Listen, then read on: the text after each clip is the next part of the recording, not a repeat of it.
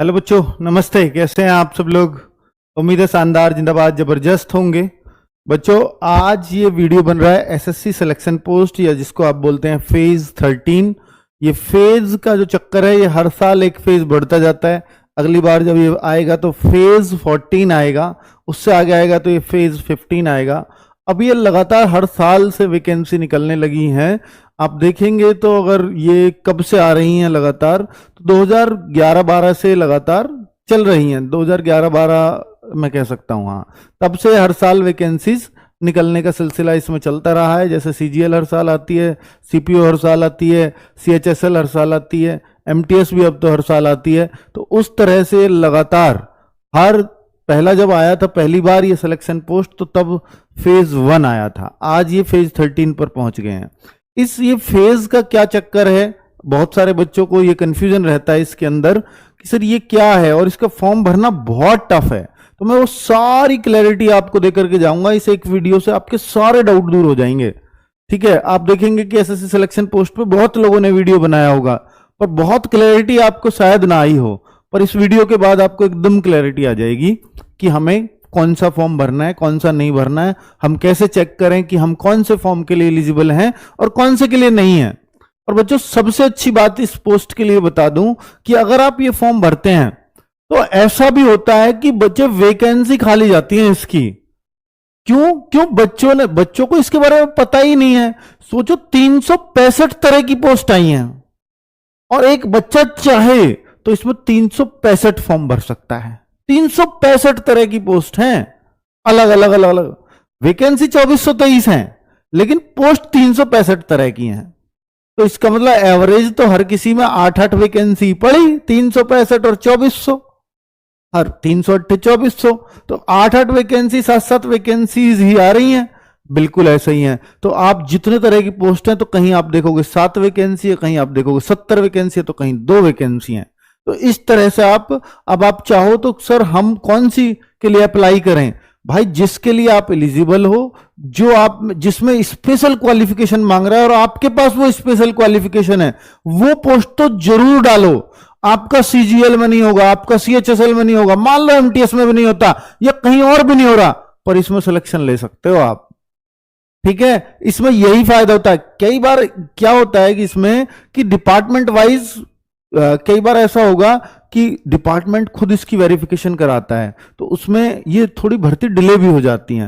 Process SSC अपना सब कुछ टाइम से कर देगी। एक ही पेपर है जिससे सिलेक्शन हो जाएगा, सिर्फ एक पेपर देना है।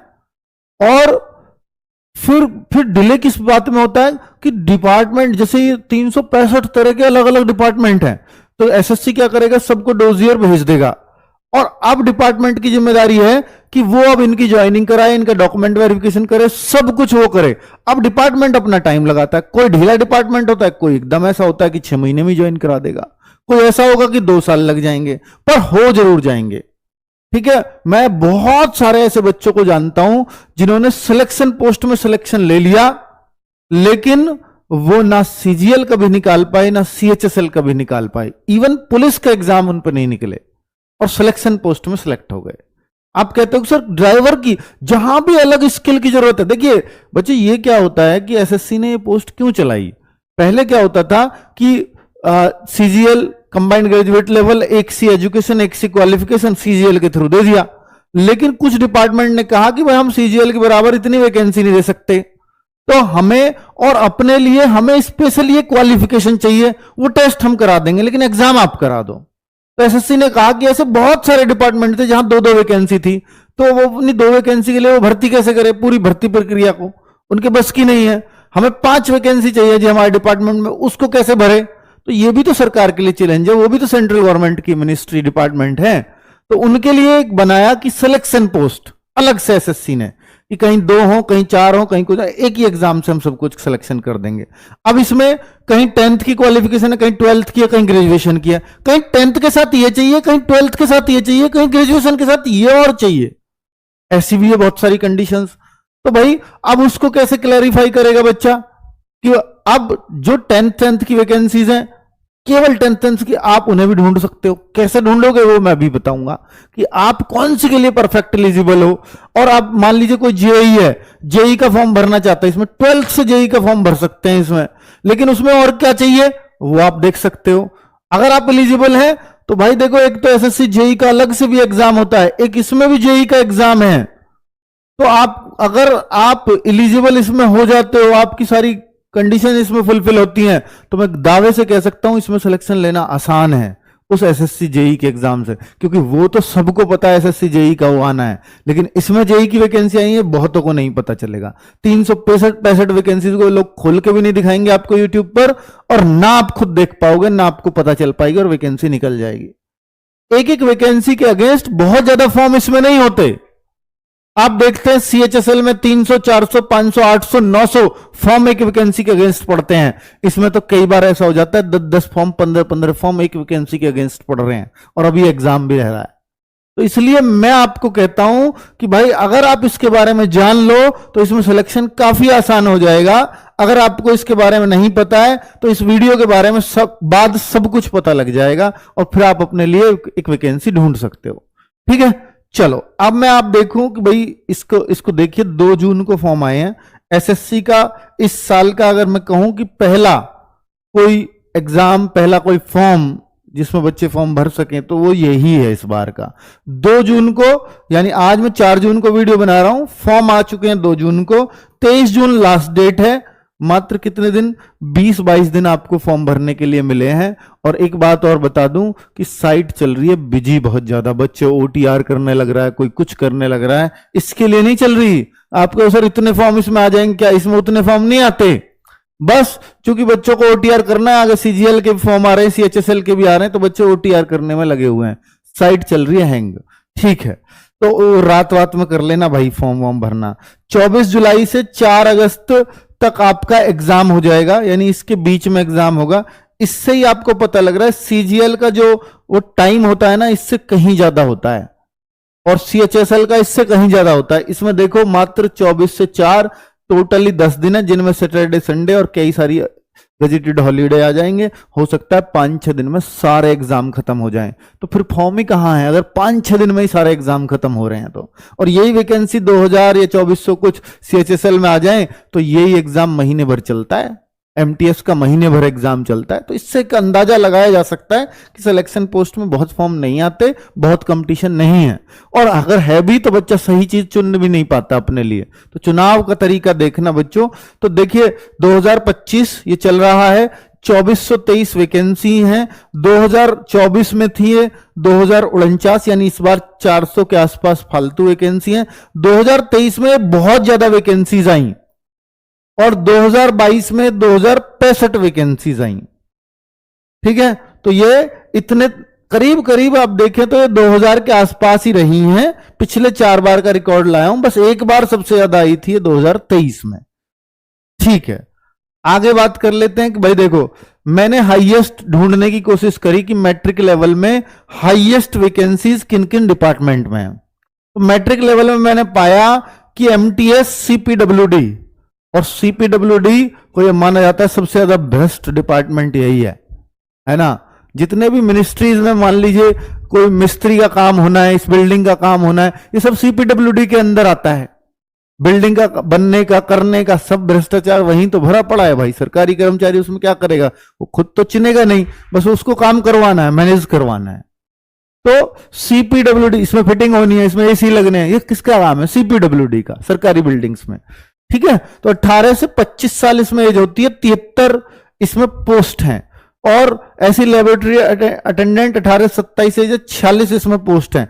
अब आपको ये दिख रहा है कि सर एमटीएस में तो क्या होगा? सर एमटीएस में तो 10th के अलावा कुछ और होगा नहीं।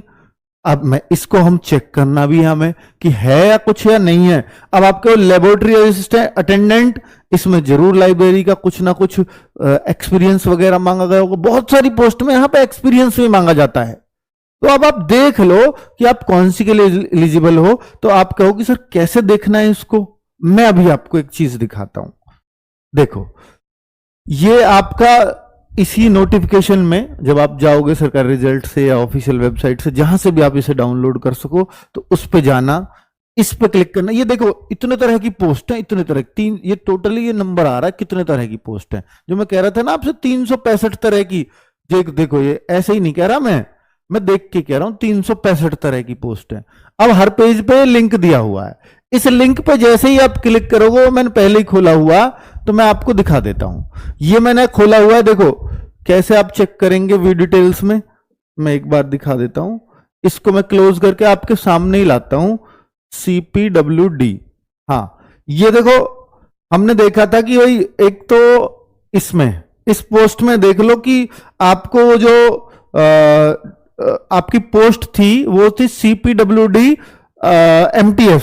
तो MTS CPWD आपको यहां ढूंढना पड़ेगा कि वो किस रीजन में है या वो इसमें से कौन सी पोस्ट में, तो वो फाइंड आउट करके भी आप देख सकते हो। तो उसके लिए आपको यहां से ये नंबर और ये आपका रीजन है, इन दोनों को जाकर के आप जब यहां देखोगे इस पे क्लिक करके तो आपका ये खुल जाएगा। और ये खुलते ही कि यहां पे आता है ऐसी बहुत सारी पोस्ट, तो आपको लास्ट में सिलेक्शन पोस्ट यहां चूज कर लेना है क्योंकि ये उसी का है, ठीक है। और ये वेस्टर्न रीजन क्योंकि वो आपके हर पोस्ट के आगे लिखा हुआ है कौन से रीजन की है। कोलकाता रीजन है आपका, ईस्टर्न रीजन है, कौन से रीजन की वो वैकेंसी है, तो यहां पर वेस्टर्न रीजन सेलेक्ट कर लिया। फिर उसके बाद आप सर्च पे जाओगे, सर्च पे जाओगे तो सर्च में आपको 12225 उसका नंबर भी मिला हुआ है। ये कहां से नंबर मिला है, हर वैकेंसी का ये नंबर लिखा हुआ है, ये रहा, ये 14525, इसका 14425। तो ऐसे आप उस पोस्ट के आगे का नंबर, तो मैं आपको दिखा रहा हूं MTS CPWD MTS कैंटीन, मैंने दो खोले हुए हैं। तो 12225 किसका है, ये आपका यहां पे सर्च कर सकते हो या यहां पे डाल सकते हो पोस्ट कैटेगरी कोड कि कौन सा चाहिए, 12225। तो 12225 डाला तो देखो ये आ गया 12225 वेस्टर्न रीजन मल्टीटास्किंग स्टाफ, ये नॉन टेक्निकल। तो जैसे ही आप इसको खोलोगे तो आपको बता देगा कि एजुकेशनल क्वालिफिकेशन इसमें क्या क्या चाहिए। तो एजुकेशनल क्वालिफिकेशन जब आप देख रहे हैं तो यहां पर आपको दिखेगा कि मैट्रिकुलेशन पास चल जाएगा केवल फ्रॉम रिकॉग्नाइज्ड बोर्ड और ITI pass from recognised board, यानी आप तो या तो ITI पास हो या केवल 10th पास हो तो आप इस फॉर्म को डाल सकते हैं।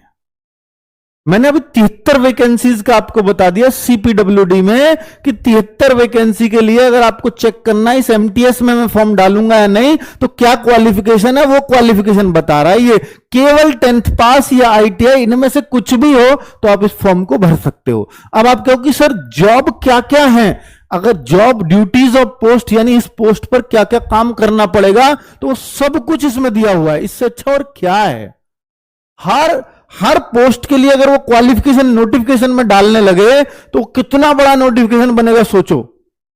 तो इसलिए उसने वहां तो दिया है कि केवल 10th है, लेकिन 10th के अलावा और क्या क्या चाहिए होगा वो उसने अलग अलग सबका ऐसे सर्च करने का बना दिया। वहीं पे क्लिक करके जो ब्लू सा लिंक आ रहा है यहां पे, ठीक है, वो यहां पे क्लिक करके सीधा ये पेज खुल जाता है और वहां पर आपको उस पोस्ट के आगे का जो डिटेल है, ये नंबर और ये कौन से रीजन में है, WR रीजन मतलब वेस्ट रीजन, ये उसका नंबर, और ये वहां पे सर्च करके आप डाल दोगे तो आपको पता लग जाएगा कि मेरी पोस्ट की क्वालिफिकेशन क्या है इस लिंक पे क्लिक करके। ठीक है, क्लैरिटी आ गई? तो मेरे ख्याल से काफी हद तक क्लैरिटी आ गई होगी कि भाई कैसे हमें चेक करना है। ठीक है, तो अब MTS CPWD का दिखाया मैंने, MTS कैंटीन भी है ऐसे, तो उस कैंटीन में भी आप देखो MTS कैंटीन की भी अलग अलग वैकेंसीज है। नॉन टेक एक MTS नॉन टेक दे रखा है, 33 वैकेंसी इसमें दे रखी है। तो ये सब जो MTS की है ज्यादातर कैसी पोस्ट है, सीधी 10th पास की है। तो आप चेक कर सकते हो, आप ये देख सकते हो सर जैसे मान लो MTS सैनिटरी है, इसमें कुछ स्पेशल एजुकेशन तो नहीं मांगी, तो आप चेक कर लो। अगर स्पेशल मांगी और आप उसमें एलिजिबल हो गए फिर तो आपके लिए सिलेक्शन बहुत आसान हो जाएगा। ठीक है, पेपर केवल 3 पेपर होने, एक 10th लेवल का, एक 12th लेवल का, एक ग्रेजुएशन लेवल का। 365 की 365 पोस्ट के लिए सिर्फ 3 पेपर होने हैं। आपके अवसर में तीनों भी दे सकता हूं क्या? बिल्कुल दे सकते हो आप तीनों पेपर। आपको बहुत सारी पोस्ट के लिए अगर आपने अप्लाई किया है, कहीं पे वहां 10th लेवल वाली भी है, कहीं वहां पे कुछ पोस्ट ऐसी भी है जो 12th लेवल वाला एग्जाम देना है जिनके लिए, कुछ पोस्ट ऐसी के लिए अप्लाई कर दिया जिसमें ग्रेजुएशन लेवल का अप्लाई करना है। मैं आपको बोलूं 10th लेवल की, इसमें हो सकता है 100 पोस्ट हो। मैट्रिक लेवल का एग्जाम जो आपको देना, 3 तरह के एग्जाम देने, इसमें सिर्फ 3 एग्जाम है। आपको केवल एक एग्जाम दोगे, मान लीजिए, समझ पा रहे हो ना मेरी बात, कि अगर केवल मैट्रिक लेवल का एग्जाम दिया, हो सकता है आप 100 पोस्ट के लिए एलिजिबल हो जाएं, लेकिन उस 100 पोस्ट के लिए फॉर्म भी भरा हुआ होना चाहिए आपने। आप ऐसे ही एलिजिबल नहीं हो जाएंगे। आपने एक तरह की पोस्ट का फॉर्म भरा हुआ है तो, और आपने मैट्रिक लेवल का एग्जाम दिया, तो आप फिर उस एक पोस्ट के लिए, एक तरह की पोस्ट के लिए ही एलिजिबल है। 365 तरह की के लिए एलिजिबल नहीं हो जाएंगे। समझ में आई बात? ये क्लैरिटी चाहिए आपको। मुझे पता है कहां कहां आपके डाउट फंस रहे होंगे, उस वजह से मैं ऐसे जवाब दे रहा हूं आपको। ठीक है, अभी जैसे आप देख रहे हैं कि सिलेक्शन पोस्ट, ये अब इंटरमीडिएट लेवल की ये पोस्ट है, तो देखो यहां जेई इसमें ही आ गया। अब आप कहो सर जेई में कुछ स्पेशल एजुकेशन है क्या, तो वो आप चेक कर लेंगे। कहां से चेक कर लेंगे? तो जेई वाली पोस्ट से। भाई जेई वाली मैं आपको बता ही चुका हूं कि भाई जाएं और पहले इसमें देखें उस जेई वाली पोस्ट को, कि जो मैंने अभी आपको दिखाई है। कितनी पोस्ट दिखाई है मैंने आपको? आपके सर कितनी पोस्ट दिखाई है जेई की? 114 है। तो आप 114 ढूंढना पहले कि 114 किस में है। यहां ये बोल्ड में लिखी 114 आ जाएगी कोई सी में, तो जहां 114 आ जाएंगी वो जेई की पोस्ट है।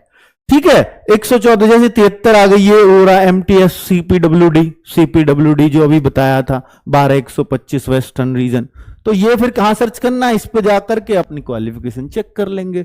ऐसे ही अभी जो मैं आपको जेई की बात बता रहा हूं कि वो जो 114 पोस्ट है वो यहां आपको लिखा मिल जाएगा। फिर वहां पर जाकर के उसके कोड वर्ड देखो और उस पर ब्लू लिंक पे क्लिक करो, उसको क्वालिफिकेशन जानो और फॉर्म डाल दो। मुझे इस पोस्ट के लिए फॉर्म डालना है। क्लैरिटी भाई?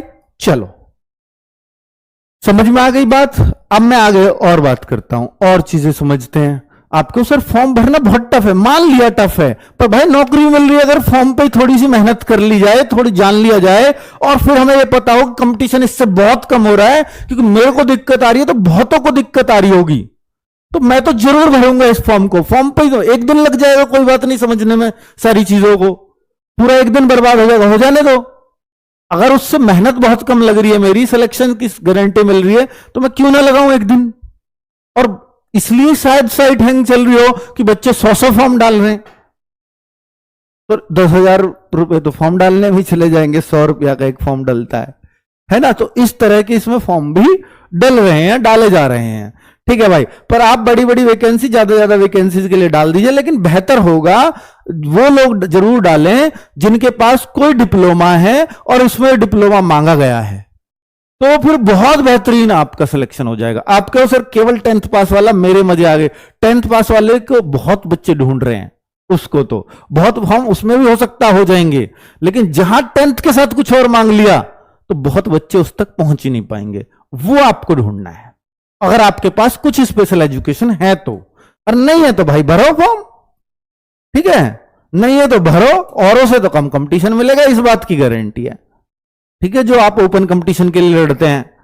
तो ये रहा आपकी और वैकेंसीज, सिलेक्शन पोस्ट जो ग्रेजुएशन लेवल के लिए, ये ग्रेजुएशन एंड अबव का इसलिए कि ग्रेजुएशन के साथ कुछ और क्वालिफिकेशन भी अगर चाहिए, वो सब कुछ इसके अंदर है। बाकी कोई ये नहीं है, पोस्ट ग्रेजुएट की कोई पोस्ट नहीं है। ठीक है, और हो सकता है किसी में मांगी भी हो अंदर जाके पोस्ट ग्रेजुएशन, इसलिए ग्रेजुएशन एंड अबव लिख दिया है उसने। ठीक है भाई, तो इस तरह की पोस्ट मैं कहूंगा कि लेवल 2 जो इंटरमीडिएट लेवल है, उसमें भी लेवल 6 तक की पोस्ट है, सब इंस्पेक्टर लेवल की, इंटरमीडिएट लेवल में, केवल जहां 12th मांगा है, प्लस उसमें कुछ मांगा जरूर होगा साथ में। ठीक है भाई, मुझे इतना जोर इसलिए देना पड़ रहा था कि मैं ये बात क्योंकि कंफ्यूज यहां है बच्चे। बाकी ये कितनी फीस लगेगी, क्या फीस लगेगी, ऐसे तो मैं भी बना के इस वीडियो को चला जाऊंगा। बाकी आपका कंफ्यूजन अगर ऐसा का ऐसा ही रहा तो फिर कोई अर्थ नहीं है ना मेरा वीडियो बनाने का, आपका इतना समय देने का मेरे को इस वीडियो में।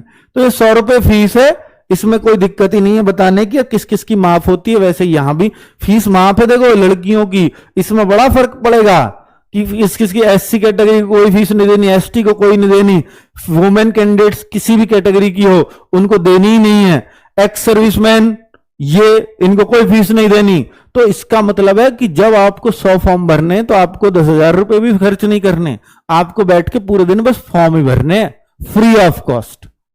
तो यहां तो बड़ा फायदा हो जाएगा आपको, है ना।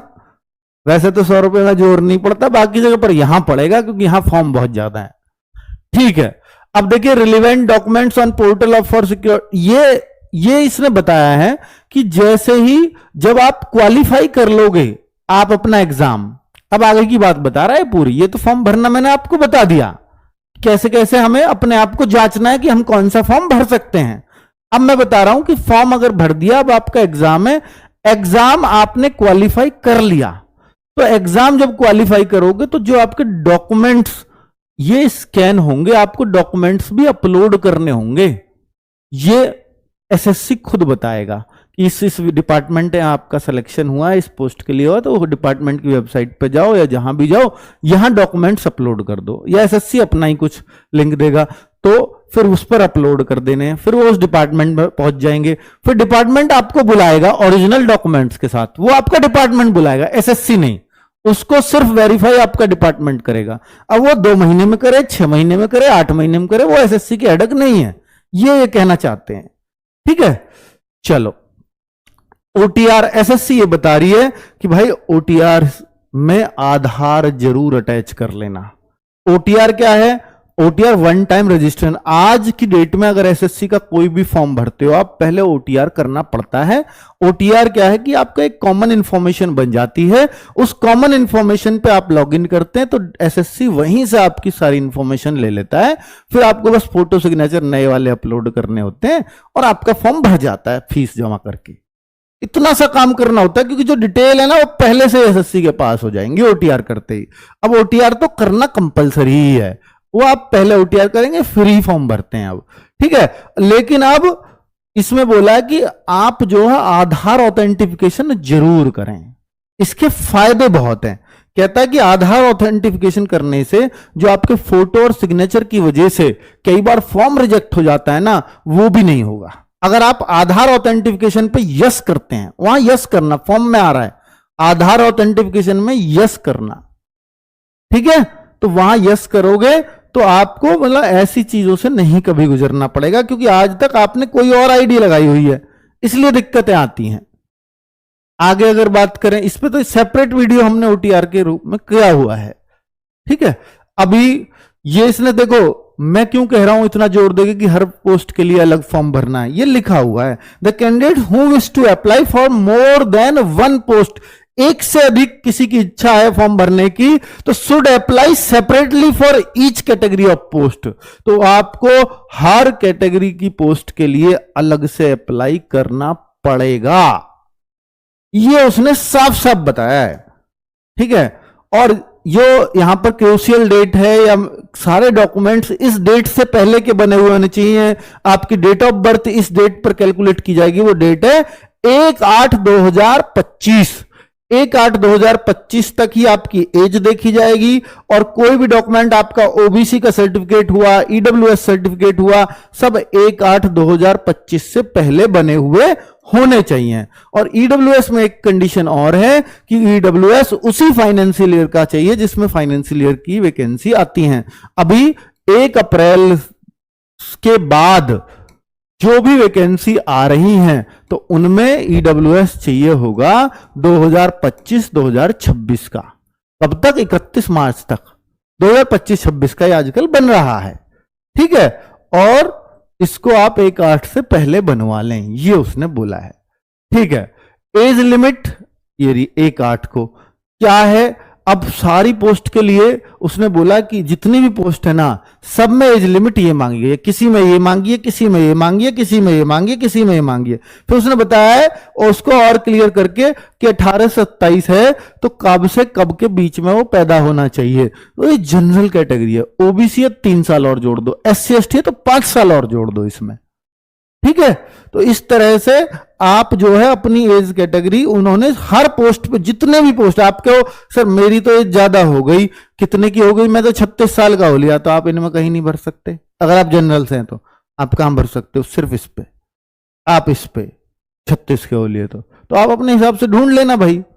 ठीक है, तो फिर इसमें ये ढूंढना किसमें एज कितनी है, ये कैसे पता लगेगी वो भी दिखाऊंगा। किसमें एज कितनी है ये उन्होंने बता रखा।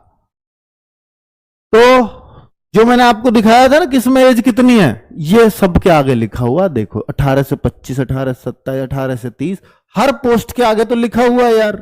तो इसलिए कोई टेंशन ही नहीं लेनी इसमें कितनी, ये 5 साल की छूट और ये वो, तो ये टोटल 13 टाइप की डेट ऑफ बर्थ इसमें मांगी गई है। कहीं 21 से 30, कहीं तो 25 से 30, है ना। कहीं आप कहो सर मैं तो 20 साल का हूं, क्या मैं हर जगह फॉर्म भर दूंगा? नहीं भर सकते इनमें किसी में भी। देखो आप 21 वाले हो, आप 22 साल के हो, तो आप इसमें नहीं भर सकते क्योंकि यहां 25 से 30 ही चाहिए। तो ऐसी भी कंडीशन है।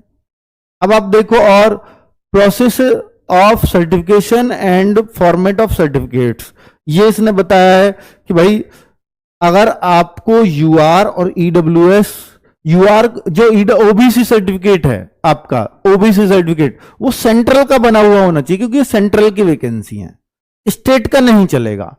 तो वो आप जरूर देख लें कि government of India under the, जो आपकी category under the government of India, उस पर जरूर लिखा होगा, तो वो ही चलेगा। अगर आपकी इन केस नहीं बनवा पाते हैं या आपको क्रूशियल डेट का बाद में बनता है, या आप मतलब किसी तरह से आपका सर्टिफिकेट वैलिड नहीं है, तो फिर आपको अनरिजर्व कैटेगरी में वो डाल देंगे स्वतः ही। ऐसा नहीं है आपका कैंडिडेचर रद्द हो जाएगा, नहीं, आपको फिर वो यूआर कैटेगरी में कैलकुलेट कर लेंगे, ये उन्होंने इस नोटिफिकेशन में बताया है।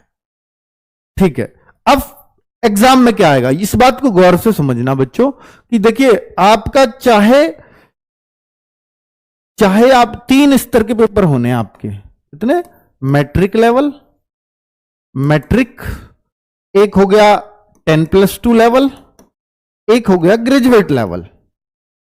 3 तरह की यहां वैकेंसी है, graduate level, matric level, 10+2 level. तो तीनों के लिए अलग अलग पेपर होगा, अलग अलग स्तर के होंगे, अलग अलग तरह का सिलेबस है, लेकिन एग्जाम में कौन सी चीज कितने की आएगी वो इतनी आनी है। एक ही पेपर है, पेपर एक ही है, सिलेक्शन एक ही पेपर से होगा, कोई प्रीमेंस नहीं है, सिर्फ ये पेपर है। General intelligence, reasoning, GK 25 question, reasoning के 25 क्वेश्चन, मैथ के 25 क्वेश्चन, इंग्लिश के 25 क्वेश्चन। हर एक क्वेश्चन 2 नंबर का, यानी ये 50-50 मार्क्स के हो गए। 200 मार्क्स का पेपर है, 60 मिनट में करना है, 100 क्वेश्चन है 60 मिनट में, और एक क्वेश्चन गलत करने पर 0.5 कटेंगे, यानी 1/4 की नेगेटिव, 2 मिलेंगे तो 0.5 कटेंगे, तो 1/4 की नेगेटिव मार्किंग हुई। तो यही पेपर का पैटर्न मैट्रिक लेवल में है, यही 10+2 में है, और यही ग्रेजुएट लेवल में है। तो सब में पेपर का लेवल यही रहेगा। तो जहां जहां क्वालिफिकेशन मैट्रिक्स दे रखी है उन सबको मैट्रिक लेवल का पेपर दिया जाएगा। जहां जहां क्वालिफिकेशन 10+2 दे रखी है उन सब में 10+2 का पेपर दिया जाएगा। जहां जहां ग्रेजुएट एंड अबव लेवल दे रखा है उन सबको इस लेवल का पेपर मिलेगा। अब कोई कहे कि सर मेरा तो कुछ पोस्ट के लिए मैंने अप्लाई किया, मेरा मैट्रिक लेवल भी है, कुछ पोस्ट के लिए अप्लाई किया वो तो मुझे 10+2 वाली भी थी, और कुछ पोस्ट के लिए किया मैंने वो ग्रेजुएशन लेवल वाली भी थी, तो आपको तीनों ही एग्जाम देने पड़ेंगे। तो यानी एक बच्चा इन तीनों टाइप के एग्जाम देगा, तब भी एग्जाम 7-8 दिन चल रहा है बस। तो सोचो कंपटीशन कितना कम है कि नहीं? जाएगा तो एक ही जगह ना, सिलेक्शन तो एक ही जगह लेगा ना, ठीक है। और इसमें ऐसा भी हो जाता है कि एक बच्चे का 3-4 जगह हो जाए, अब वो जाएगा एक जगह, बाकी जगह पोस्ट खाली, तो इसलिए एक पोस्ट के लिए ज्यादा बच्चे लेते हैं, ऐसा भी है, ठीक है। अब ये पेपर जो है बाइलिंगुअल होगा, हिंदी एंड इंग्लिश में होगा, ये उसने बोला ही है। और क्वालिफाइंग नेचर का क्या इसने बोला है, ये देखो कुछ पोस्ट के लिए वो आपको क्वालिफिकेशन से पता लगेगा, कहीं तो स्किल टेस्ट भी मांगा है, यानी टाइपिंग टेस्ट, कहीं कहीं पे आपने उससे मांगा है सीपीटी, कोई सर्टिफिकेट नहीं चाहिए, कंप्यूटर प्रोफिशिएंसी टेस्ट, जहां एक्सेल वर्ड पे थोड़ा सा काम करवा सकते हैं आपसे, वो इसमें कंप्यूटर प्रोफिशिएंसी टेस्ट होता है। ये किस में मांगा है किस में नहीं मांगा है, ये आपको क्वालिफिकेशन जो मैंने आपको देखने का तरीका बताया उसमें आपको पता चलेगा। समझ में आई बात? भाई बहुत आसान वे में बता रहा हूं, पता नहीं आपको कितना समझ आ रहा है, मुझे नहीं पता, पर मैं कोशिश कर रहा हूं इसको जितना आसान कर सकूं आपके लिए। शायद ही किसी ने पूरे यूट्यूब पर इतना आसान तरीके से बताया होगा, मैं तो ऐसे मानता हूं, बाकी आप बताएंगे कमेंट बॉक्स में। तो मैट्रिक लेवल में आप कहो कि सर एग्जाम में क्या क्या आएगा, तो matric level general reasoning general awareness का सिलेबस, क्वांटिटिव एप्टीट्यूड का, इंग्लिश का। आप देखते हैं ये थोड़ा सा बढ़ जाएगा 10+2 लेवल में। जैसे अगर मैथ्स की मैं बात करूं तो एडवांस नहीं है मैट्रिक लेवल में, सिर्फ अर्थमेटिक ही है। एडवांस में बस मेंसुरेशन, ये आप कहो इसको ये एडवांस है तो इतना ही एडवांस है, बस मेंसुरेशन तो अर्थमेटिक में भी कैलकुलेट करते हैं। जनरल अवेयरनेस इसके भी बड़े लिमिटेड टॉपिक है, रीजनिंग पे भी बड़े लिमिटेड हैं, इंग्लिश लैंग्वेज बड़ी सिंपल भाषा में दे रखी, तो ये 10th लेवल का है। कोई 12th लेवल का पूछो, देखो कितना बड़ा हो गया।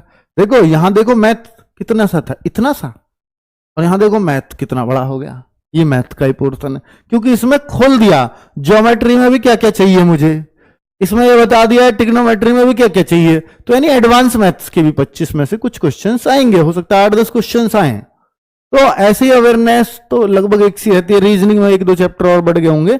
इंग्लिश लैंग्वेज में भी इडियम फ्रेज वहां नहीं लिखे, यहां लिख दिए।